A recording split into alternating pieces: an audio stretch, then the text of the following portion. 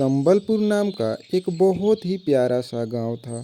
वहाँ के गांव वाले भी काफ़ी खुशी से मिलजुल कर रहा करते थे।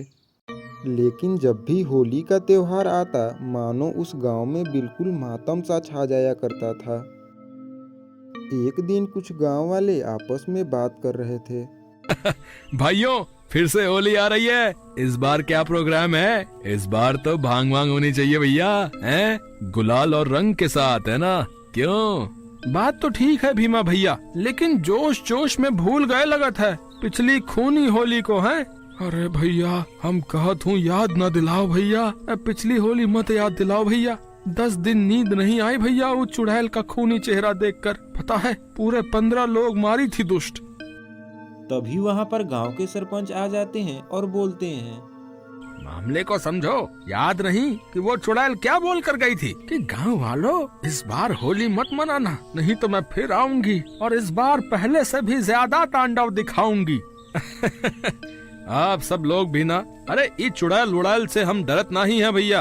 हाँ, और हम तो खेलेंगे होली, देखत है कौन चुड़ैल आवत है। हाँ, ऐसा कहकर भीमा वहाँ से चला जाता है।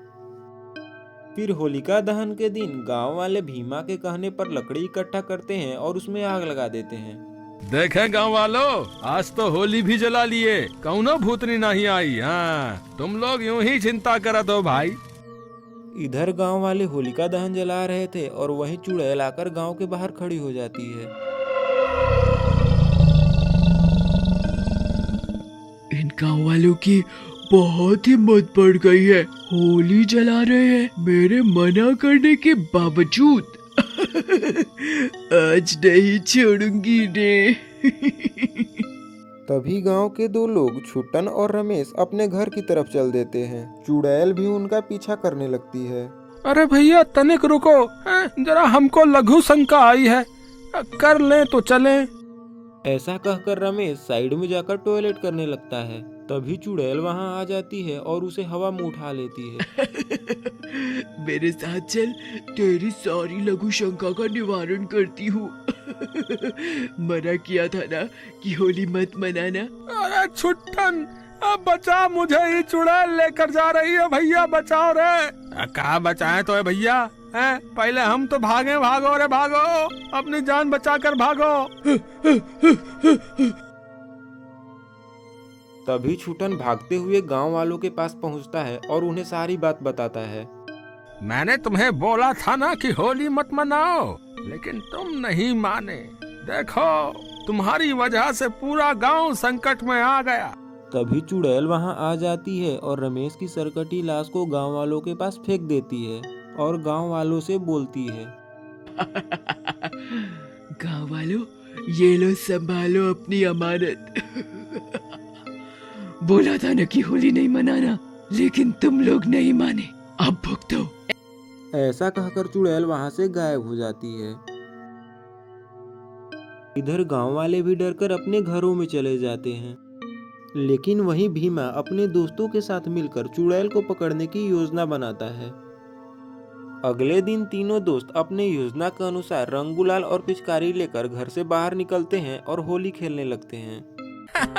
भीमा भैया, कैसा लगा हमारा रंग? बहुत ही पक्का है, छूटेगा नहीं। हाँ। तो भैया, हम कौन सा पीछे हैं आपसे? जिस दुकान से आप लिए हो, उसी दुकान से हम भी रंग खरीदे हैं। हाँ, तुम भी अपना चेहरा बचाओ भैया। तुम तीनों जोकर नहीं माने मेरी बात। होली खेलनी है, चलो खेलो मेरे साथ होली। ऐसा कहकर चुड़ैल उन तीनों की तरफ बढ़ती है।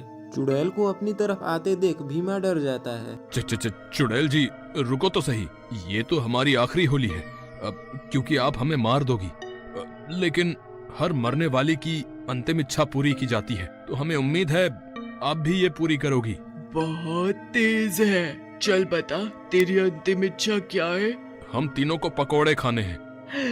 बहुत चटोरे हो तुम तीनों, चलो इच्छा पूरी की तुम्हारी, खा लो।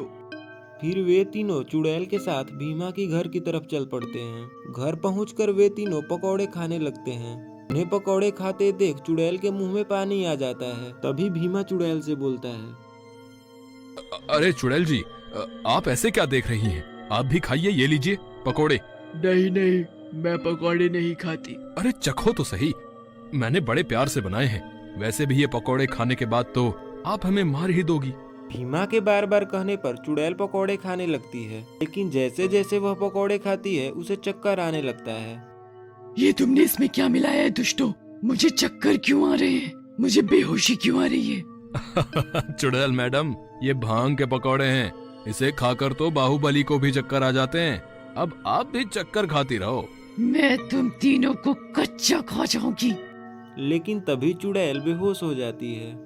फिर वे तीनों मिलकर चुड़ैल को एक रस्सी से बांध देते हैं और एक तांत्रिक बाबा को बुला लाते हैं। चुड़ैल, तू इन गांव वालों को क्यों सता रही है? पीछा छोड़ दे इनका। क्यों जान लेना चाहती है इनकी? मैं इन दुष्ट मनुष्यों का पीछा नहीं छोड़ूंगी। होली के दिन नशा करके गाड़ी चढ़ा दी थी मेरे ऊपर, जिससे मैं मर गई थी। अब मैं इन दुष्टों को हर होली पर मारूंगी। तेरे साथ तो बहुत बुरा हुआ चुड़ैल, लेकिन कुछ लोगों के किए की सजा सब लोगों को नहीं दी जा सकती। तुझे इन लोगों को छोड़ के जाना ही होगा, नहीं तो मैं तुझे भस्म कर दूंगा। मुझे कोई नहीं मार सकता। मैं पहले तुझे ही मारूंगी, फिर इन गांव वालों को। ऐसा कहकर चुड़ैल रस्सी तोड़ देती है और भीमा का गर्दन पकड़कर हवा में उठा देती है। तभी तांत्रिक बाबा अपने पास से एक गुलाल निकालते हैं और चुड़ैल के ऊपर फेंक देते हैं। चुड़ैल के ऊपर गुलाल पड़ते ही वह जलने लगती है। दुष्ट, ये तूने मुझ पर क्या डाल दिया? मैं मर रही हूँ।